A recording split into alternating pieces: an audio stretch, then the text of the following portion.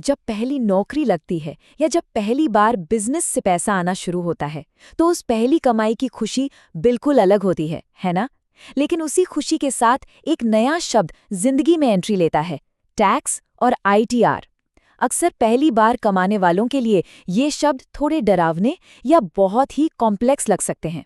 आज के इस एक्सप्लेनर में हम इसी उलझन को सुलझाने वाले हैं।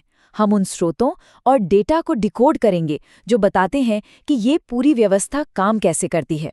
बहुत ही मज़ेदार और आसान तरीके से इस विषय की गहराई में जाएंगे ताकि टैक्स से जुड़ी ये ज़रूरी बात एकदम क्रिस्टल क्लियर हो जाए। तो जैसे ही कमाई शुरू होती है, मन में सबसे पहला सवाल यही आता है कि आखिर ये आईटीआर नाम की चीज़ है क्या? और सबसे बड़ी बात, एक नए कमाने वाले को इसकी परवाह क्यों करनी चाहिए? देखा जाए तो स्कूल या कॉलेज में हमें इन चीज़ों के बारे में तो कुछ सिखाया ही नहीं जाता, लेकिन प्रोफेशनल दुनिया में कदम रखते ही ये 3 अक्षरों का शब्द हर जगह सुनाई देने लगता है। सच मानिए, ये सवाल सिर्फ एक औपचारिकता नहीं है, बल्कि ये फाइनेंशियल लिटरेसी के दिशा में पहला कदम है। इसे एक तरह से आर्थिक जीवन का रिपोर्ट कार्ड कह सकते हैं, जो ये तय करता है कि कोई व्यक्ति फाइनेंशियली कितना जिम्मेदार है। चलिए जल्दी से देख लेते हैं कि आज हम किन 4 अहम पहलुओं पर बात करने वाले हैं। पहला, आईटीआर का मूल अर्थ। दूसरा, इसे किसे दाखिल करना चाहिए। तीसरा, इसके बड़े फायदे क्या हैं। और चौथा, इसे कब दाखिल करना चाहिए। तो शुरुआत करते हैं हमारी पहले भाग से, मूल अर्थ यानी द बेसिक मीनिंग। यहाँ सबसे ज़रूरी बात यह है कि आईटीआर का पूरा नाम इनकम टैक्स रिटर्न है।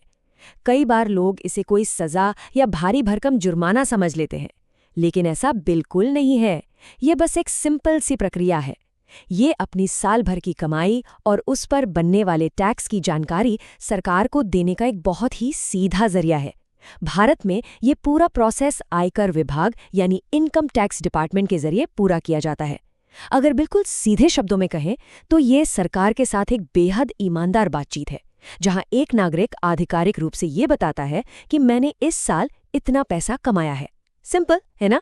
और इस पूरी प्रक्रिया को समझना और भी आसान है। इसे सिर्फ 3 छोटे-छोटे स्टेप्स में बांटा जा सकता है, बिल्कुल किसी स्कूल प्रोजेक्ट की तरह। सबसे पहले कोई व्यक्ति नौकरी या बिजनेस के जरिए पैसे कमाता है। दूसरा कदम है अपनी उस कमाई के सारे दस्तावेज और जानकारी एक जगह पर इकट्ठा करना। और तीसरा और आखिरी कदम है उस जानकारी को एक फॉर्म में भरकर सरकार के पास जमा कर देना। बस हो गया। इसमें कोई रहस्य नहीं है, कोई जादू टोना नहीं है। ये बस अपनी जानकारी साझा करने का एक बहुत ही व्यवस्थित तरीका है। अब बढ़ते हैं दूसरे भाग की तरफ, किसे दाखिल करना चाहिए। ये व्यवस्था कितनी व्यापक है ये जानना बहुत दिलचस्प है। ऐसा बिल्कुल नहीं है कि सिर्फ टाई लगाकर ऑफिस जाने वाले लोग ही आईटीआर भरते हैं। नौकरी पेशा लोग तो इसका हिस्सा हैं ही, लेकिन साथ ही बिजनेस करने वाले लोग, हमारे गली मोहल्ले के दुकानदार, घर से काम करने वाले फ्रीलांसर और यहाँ तक कि बड़ी बड़ी कंपनियां और संस्थाएं भी इसी सिस्टम से जुड़ी हैं। ये दिखाता है कि देश की इकोनॉमी में योगदान देने वाला हर वर्ग आईटीआर के इस बड़े से नेटवर्क का एक अहम हिस्सा है। लेकिन यहाँ एक कानूनी शर्त को समझना बहुत जरूरी है। क्या हर किसी को जिसने साल में 1 रुपया भी कमाया है आईटीआर भरना पड़ता है? बिल्कुल नहीं। सरकार ने आय की एक बेसिक छूट सीमा तय की हुई है। जब किसी व्यक्ति की साल भर की कमाई उस तय सीमा को पार कर जाती है, केवल तभी उसके लिए आईटीआर फाइल करना कानूनी रूप से जरूरी हो जाता है। ये लिमिट इसलिए बनाई गई है ताकि कम आय वाले लोगों पर कोई फालतू का बोझ न पड़े। चलिए अब बात करते हैं तीसरे भाग की। इसके बड़े फायदे क्या हैं? यहाँ एक बहुत ही पावरफुल फॉर्मूला काम करता है। आईटीआर बराबर आधिकारिक सरकारी आय प्रमाण। जब कोई व्यक्ति अपना रिटर्न भरता है तो उसे सरकार की तरफ से एक रसीद मिलती है। और यकीन मानिए, वो रसीद महज एक कागज का टुकड़ा नहीं है, वो किसी भी इंसान की वित्तीय हैसियत का सबसे सम्मानित और सॉलिड सबूत है। ये इस बात का एकदम पुख्ता कानूनी प्रमाण है कि वो इंसान समाज का एक जिम्मेदार, कमाने वाला और टैक्स देने वाला नागरिक है। इसके इतने शानदार फायदे हैं जो जिंदगी के कई बड़े सपनों की चाबी बन सकते हैं।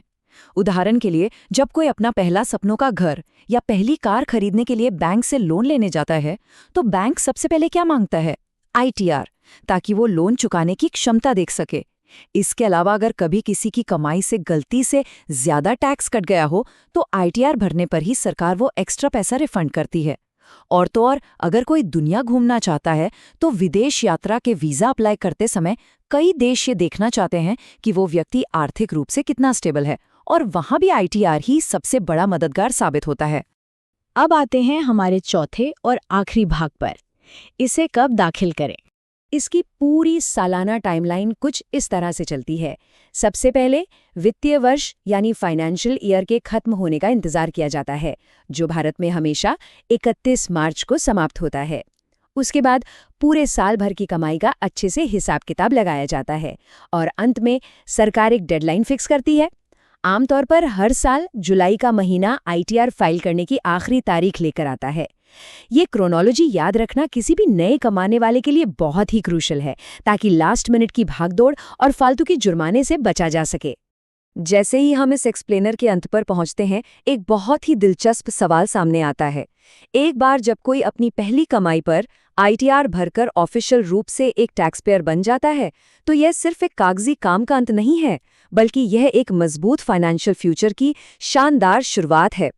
तो सवाल यह है कि इस नए और एम्पावर्ड टैक्स पेयर स्टेटस का इस्तेमाल भविष्य में एक घर बनाने, अपना बिजनेस शुरू करने या पूरी दुनिया घूमने के गोल्स को अचीव करने के लिए कैसे किया जा सकता है। आईटीआर सिर्फ टैक्स देने के बारे में नहीं है, ये तो अपने सपनों की नींव रखने के बारे में है। इसी विचार के साथ आज के इस एनालिसिस को यहीं रोकते हैं। उम्मीद है कि इस एक्सप्लेनर ने आईटीआर के पूरे सिस्टम को एकदम आसान और स्पष्ट बना दिया होगा। जुड़ने के लिए बहुत बहुत धन्यवाद।